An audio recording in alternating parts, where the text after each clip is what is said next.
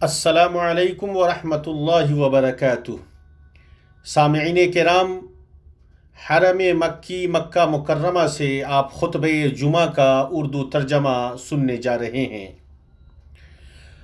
آپ کو بتا دیں کہ آج بتاریخ 27 ربیع الاول 1442 ہجری بمطابق 13 نومبر 2020 عیسوی خطبہ جمعہ حرم مکی میں ڈاکٹر اسامہ بن عبداللہ الخیاط حفظہ اللہ پیش کریں گے۔ آپ ہمارے اس پروگرام میں خطبے کا ترجمہ اردو زبان میں سماعت کریں گے۔ آپ ہمارے ساتھ اس چینل پر بنے رہیں اور خطبہ جمعہ کا اردو ترجمہ سماعت کریں جو امام کعبہ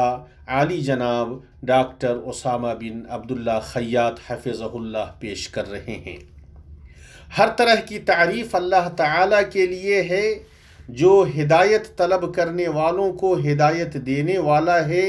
جو اسے دوست بنائے وہ اس کے لیے کافی ہے۔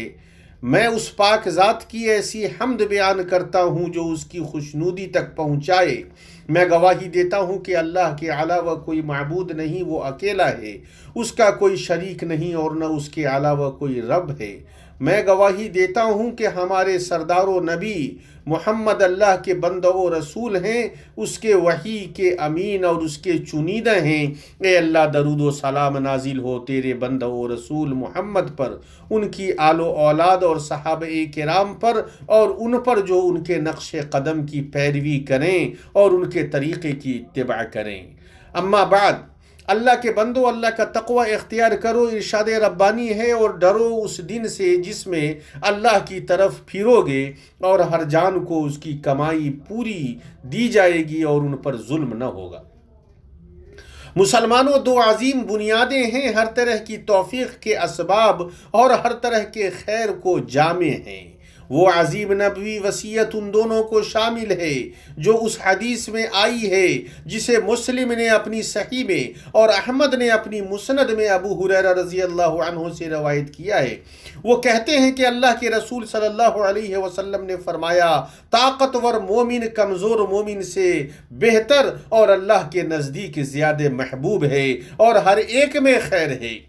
ان چیزوں کی کوشش کرو جو تمہیں فائدہ پہنچائیں اور اللہ سے مدد طلب کرو اور کوتاہی نہ کرو، اور اگر تمہیں کوئی مصیبت پہنچے تو یہ نہ کہو اگر میں ایسا ایسا کرتا تو مجھے یہ مصیبت نہیں پہنچتی، بلکہ یہ کہو اللہ نے مقدر کیا اور اس نے جو چاہا کیا، اس لیے کہ اگر شیطان کے عمل کی راہ کھولتا ہے۔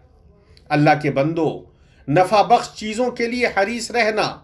اور اللہ تعالیٰ پر بھروسہ و اعتماد اور توکل کرتے ہوئے اس کی بارگاہ میں پناہ لیتے ہوئے اسی سے مدد طلب کرنا، یہ دونوں ان دو راستوں کے مقام و مرتبے میں ہیں جسے ان دونوں پر چلنے کی توفیق نصیب ہوتی ہے، اسے اس چیز کو پانے کی توفیق ملتی ہے جس کی وہ امید کرتا ہے، اور اس چیز سے محفوظ رہنے کی توفیق نصیب ہوتی ہے جس سے وہ ڈرتا ہے، اور ایسا دنیا و آخرت میں ہر طرح کے خیر کو پا کر ہوتا ہے۔ ان میں سب سے زیادہ بلند اور معزز و عظیم اللہ کی خوشنودی حاصل کرنا اور نعمتوں والے باغات میں اس کے معزز چہرے کا دیدار ہے، اور یہی وہ مزید ہے جس کا وعدہ اللہ تعالیٰ نے ان لوگوں سے کیا ہے جو اچھی طرح عمل کرتے ہیں اور خالص نیت رکھتے ہیں۔ ارشاد ربانی ہے، بھلائی والوں کے لیے بھلائی ہے اور اس سے بھی زائد، اور ان کے منہ پر نہ چڑھے گی سیاہی اور نہ خاری، وہی جنت والے ہیں، وہ اس میں ہمیشہ رہیں گے۔ اللہ کے نبی صلی اللہ علیہ وسلم نے اس حدیث کے اندر ان دونوں عظیم بنیادوں کو پوری طرح اس انداز میں جمع کر دیا ہے جو مقصود پر حد درجہ دلالت کرنے والا ہے، اس لیے کہ آپ نے اسباب اختیار کرنے اور مسبب یعنی اللہ سبحانہ تعالی سے مدد طلب کرنے کا حکم دیا اور عاجزی سے منع فرمایا، خواہ وہ اسباب اختیار کرنے میں کوتاہی اور ان کی کوشش نہ کرنے کی شکل میں ہو، یا اللہ سے مدد طلب کرنے میں کوتاہی یا صرف اللہ سے مدد طلب نہ کرنے کی شکل میں ہو۔ اور جیسا کہ امام ابن قیم رحمہ اللہ نے کہا ہے، ان نبوی کلمات کے تحت پورا کا پورا دین ہے، تو ان چیزوں کی کوشش کرنا جو بندے کو نفع پہنچائے، ہر اس چیز کی بنیاد ہے جس سے اسے دنیا و آخرت میں فلاح و سعادت نصیب ہوتی ہے، اور اللہ تعالیٰ پر بھروسہ و اعتماد کر کے اور اسی کی بارگاہ میں پناہ طلب کر کے اللہ تعالیٰ سے مدد طلب کرنا قبولیت کی اصل، ثواب کی راہ اور اللہ کے سیدھے راستے کی طرف ہدایت کی راہ ہے۔ جب انسان اس چیز کا حریص ہوتا ہے جو اسے نفع پہنچائے، اور دنیا و آخرت میں اس کے لیے اپنے رب کی عبادت سے زیادہ فائدہ مند کوئی چیز نہیں ہے، جو تخلیق انسانی کا مقصد ہے۔ جیسا کہ ارشاد ربانی ہے، اور میں نے جن اور آدمی اتنے ہی کے لیے بنائے کہ میری بندگی کریں۔ عبادت یہ ہے کہ اللہ کی خوشنودی حاصل کرنے کے لیے نبی کریم صلی اللہ علیہ وسلم کی پیروی کرتے ہوئے ہر وہ کام کیا جائے جسے اللہ تعالیٰ پسند فرماتا ہے، اور ہر اس کام کو چھوڑ دیا جائے جس سے اس نے منع کیا ہے۔ جیسے نماز، روزہ، حج اور زکوٰۃ عبادت ہے، اسی طرح شکر، صبر، رضا اور اللہ کا شوق عبادت ہے، اسی طرح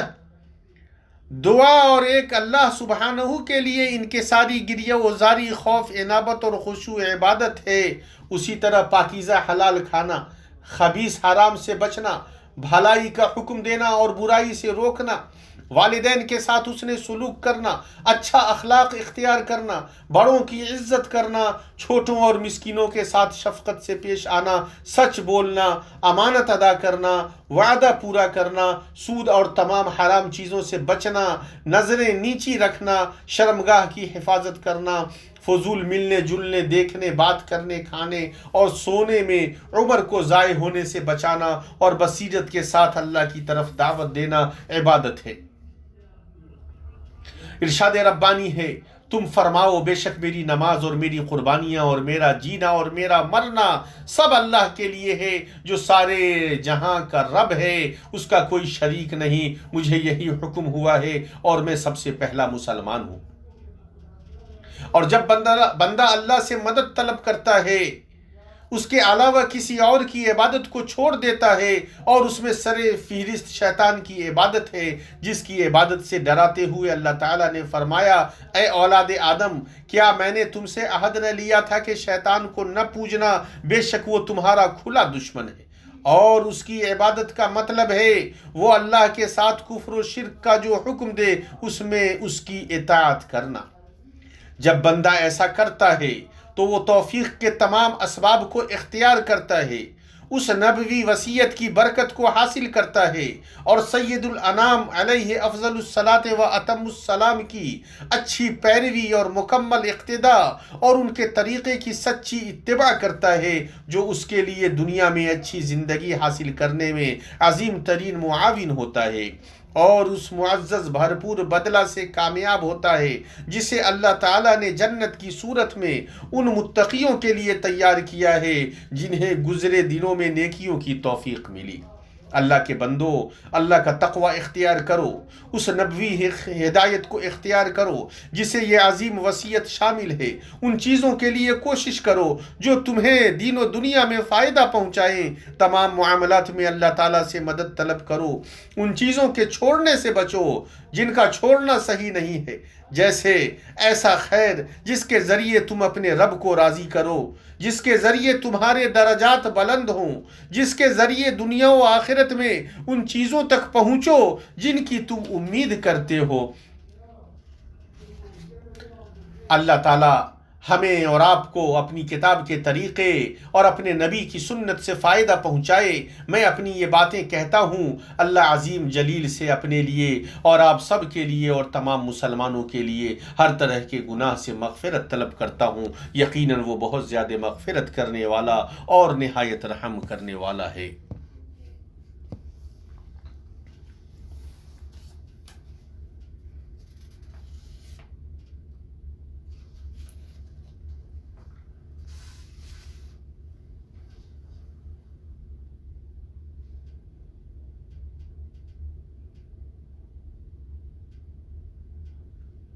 ہر طرح کی تعریف اللہ تعالیٰ کے لیے ہے، ہم اس کی حمد بیان کرتے ہیں، اسی سے مدد مانگتے ہیں، اسی سے مغفرت طلب کرتے ہیں۔ ہم اللہ تعالیٰ سے اپنے نفس کی برائیوں اور اپنے برے اعمال سے پناہ طلب کرتے ہیں۔ جسے اللہ تعالیٰ ہدایت دے اسے کوئی گمراہ کرنے والا نہیں، اور جسے وہ گمراہ کر دے اسے کوئی ہدایت دینے والا نہیں۔ اور میں گواہی دیتا ہوں کہ محمد اس کے بندہ و رسول ہیں۔ اے اللہ، درود و سلام نازل ہو تیرے بندہ و رسول محمد پر، ان کی آل و اولاد اور ان کے صحابہ کرام پر۔ اما بعد، اے اللہ کے بندو، انسان کے لیے یہ درست نہیں ہے کہ وہ تقدیر پر بھروسہ کرتے ہوئے ایسی چیزوں کے لیے کوشش کرنا چھوڑ دے جو اسے نفع پہنچاتی ہیں، بلکہ اللہ اور اس کے رسول صلی اللہ علیہ وسلم نے جس چیز کا اسے حکم دیا ہے وہ اسے کرے۔ اللہ کے نبی صلی اللہ علیہ وسلم نے مسلمان کو حکم دیا ہے کہ وہ اس کی کوشش کرے جو اسے نفع پہنچائے، اور جو چیز اسے نفع پہنچائے گی وہ بقول شیخ الاسلام ابن تیمیہ رحمہ اللہ انس و جن کے شیاطین کی مخالفت کرنے اور مقدر کیے ہوئے شر کو مقدر کیے ہوئے خیر کے ذریعے دفع کرنے کی محتاج ہوتی ہے۔ اس لیے ضروری ہے کہ بندہ اس کے ساتھ اللہ سے مدد طلب کرے، اس کے لیے کہ کوئی قوت و طاقت نہیں ہے سوائے اللہ کے، اور ضروری ہے کہ اس کا عمل خالص اللہ کے لیے ہو۔ اس لیے اللہ تعالیٰ قبول نہیں کرتا ہے مگر وہی عمل جس کے ذریعے اس کی خوشنودی کا ارادہ کیا گیا ہو، اور یہی اللہ کے اس فرمان ایاک نعبد، تیری ہی ہم عبادت کرتے ہیں کی حقیقت ہے، اور جو اس سے قبل مذکور ہوا ہے وہ وایاک نستعین، تجھ ہی سے ہم مدد طلب کرتے ہیں کی حقیقت ہے۔ تو اس وجہ سے ضروری ہے کہ بندہ اللہ کی عبادت ان چیزوں کو انجام دے کر کرے جن کا حکم دیا گیا ہے، اور ان چیزوں کو چھوڑ کر کرے جن سے منع کیا گیا ہے، اور اس سلسلے میں اللہ سے مدد طلب کرتا رہے۔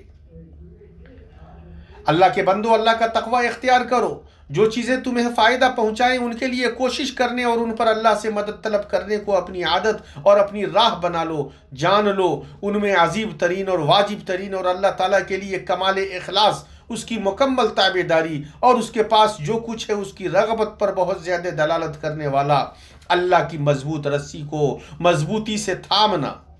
سید المرسلین کے طریقے پر جمے رہنا، تفرقہ کو چھوڑنا، تنازع سے دور رہنا، اور گروہ بندی و اختلاف سے بچنا ہے۔ جو واضح طور پر ایسی تنظیموں، گروہوں اور جماعتوں سے منسلک ہونے میں جلوہ گر ہوتا ہے، جو اپنے منہج میں کتاب اللہ، سنت نبی صلی اللہ علیہ وسلم اور سلف امت کے طریقے کے مخالف ہیں، تو اس کا انجام ناکامی و نامرادی، شکستگی، برا ٹھکانہ اور آخرت میں عذاب ہے، جیسا کہ اس سلسلے میں وافی و کافی مفصل وضاحت و اعلان سینئر علماء کمیٹی کی جانب سے آیا ہے۔ اللہ تعالیٰ انہیں ہر طرح کے خیر کی توفیق عطا فرمائے اور ان کے ذریعے نفع پہنچائے، اور انہیں بھرپور ثواب سے نوازے، اور سبھوں کو اس سے مکمل نفع حاصل کرنے کی توفیق بخشے، تاکہ خیر بڑھے، ہدایت کی پیروی کی جائے، شبہہ دور ہو، حجت قائم ہو جائے اور عذر ختم ہو۔ اور درود و سلام بھیجو خاتم الرسل محمد ابن عبداللہ صلی اللہ علیہ وسلم پر، اس لیے کہ اس کا تمہیں اللہ کی کتاب میں حکم دیا گیا ہے۔ اللہ تعالیٰ کا ارشاد ہے، اللہ تعالیٰ اور اس کے فرشتے اس نبی پر رحمت بھیجتے ہیں، اے ایمان والو تم بھی ان پر درود بھیجو اور خوب سلام بھی بھیجتے رہا کرو۔